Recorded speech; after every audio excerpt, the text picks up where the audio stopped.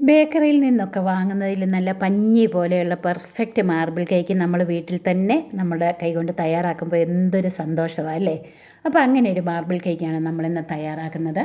നമുക്ക് 1/4 കപ്പ് മൈദ, 1 teaspoon baking powder, 1 table spoon പാൽപ്പൊടി, പിന്നെ ഒരു നുള്ളുപ്പ്. ഇത് നമുക്ക് ഒരു വലിയ ബൗളിലേക്ക് ഇതൊന്ന് അരിച്ചെടുക്കാം. എന്നിട്ട് നന്നായിട്ടൊന്ന് മിക്സ് ചെയ്തെടുക്കാം.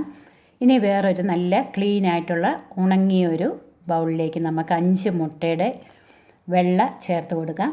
മുട്ടയുടെ ഉണ്ണി നമുക്ക് വേറൊരു ബൗളിൽ മാറ്റി വയ്ക്കാം. 1/2 കപ്പ് പഞ്ചസാര കുറേശ്ശെയായിട്ട് ചേർത്ത് അതിൻ്റെ തരിയെല്ലാം നന്നായിട്ട് ബീറ്റാകുന്നത് വരെ നമുക്ക് മുട്ടയുടെ വെള്ള ബീറ്റ് ചെയ്തെടുക്കാം. അത് കഴിഞ്ഞിട്ട് നമ്മൾ എഗ് യോക്സ് ഓരോന്നായിട്ട് ചേർത്ത് ഓരോ എഗ് യോക്സ് ചേർക്കുമ്പോഴും ഓരോ മിനിറ്റ് വീതം നമ്മൾ ബീറ്റ് ചെയ്തെടുത്ത് ഒരു 1.5 ടീസ്പൂൺ വാനില എസൻസും കൂടെ ചേർത്ത് അവസാനം ഒരു 1/2 കപ്പ് സൺഫ്ലവർ ഓയിലും കൂടെ ചേർത്ത് സൺഫ്ലവർ ഓയിൽ ചേർത്തിട്ട് ഒരു 30 സെക്കൻഡ് മാത്രം ഒന്ന് ബീറ്റ് ചെയ്തെടുത്താൽ മതി.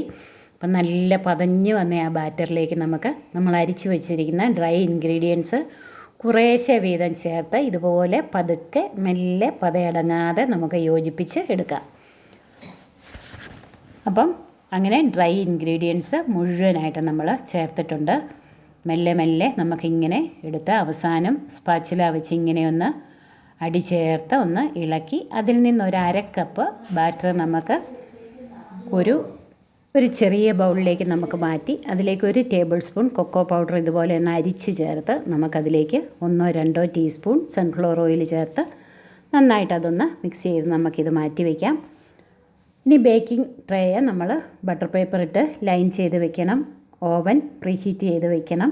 അപ്പോൾ നമുക്ക് ലൈൻ ചെയ്ത് വെച്ച ബട്ടർ പേപ്പറിലേക്ക് പകുതി ബാറ്റർ അതിലേക്ക് ഒഴിച്ചു കൊടുത്തൊന്ന് ലെവൽ ചെയ്ത് നമ്മുടെ ആ ചോക്ലേറ്റ് മിക്സ് ഇതുപോലെ ഒരു 3-4 സ്ഥലത്തിട്ട് നമുക്കൊരു സ്ക്യൂവറോ വല്ലതും വെച്ച് ഇങ്ങനെ ഒന്ന് ഡിസൈൻ ചെയ്തിട്ട് വീണ്ടും അതിൻ്റെ മുകളിൽ ബാക്കിയിരിക്കുന്ന ബാറ്റർ ഒഴിച്ച് വീണ്ടും ലെവൽ ചെയ്ത് ബാക്കിയിരിക്കുന്ന ചോക്ലേറ്റ് മിക്സ് വീണ്ടും ഇതുപോലെ ഒരു 3-4 സ്ഥലത്താക്കി വീണ്ടും നമുക്കിതുപോലെ ഒന്ന് ഡിസൈൻ ചെയ്തെടുക്കാം. ചെറുതായിട്ടൊന്ന് ടാപ്പ് ചെയ്തിട്ട് പ്രീഹീറ്റ് ചെയ്ത ഓവനിലോ അല്ലെങ്കിൽ ഗ്യാസ് സ്റ്റോപ്പിലോ നമുക്ക് ഒരു 20-25 മിനിറ്റ് കൊണ്ട് പെർഫെക്റ്റ് ആയിട്ട് ബേക്കായിട്ട് കിട്ടും. അപ്പോൾ ഒരു 15 മിനിറ്റ് കഴിഞ്ഞിട്ട് നമുക്ക് ബേക്കിംഗ് ട്രേയിൽ നിന്ന് പുറത്തെടുത്ത് ബട്ടർ പേപ്പറൊക്കെ റിമൂവ് ചെയ്ത് നമുക്ക് കട്ട് ചെയ്യാം. അപ്പം നല്ല പെർഫെക്റ്റ് ആയിട്ടുള്ള പഞ്ഞി പോലത്തെ മാർബിൾ കേക്ക്.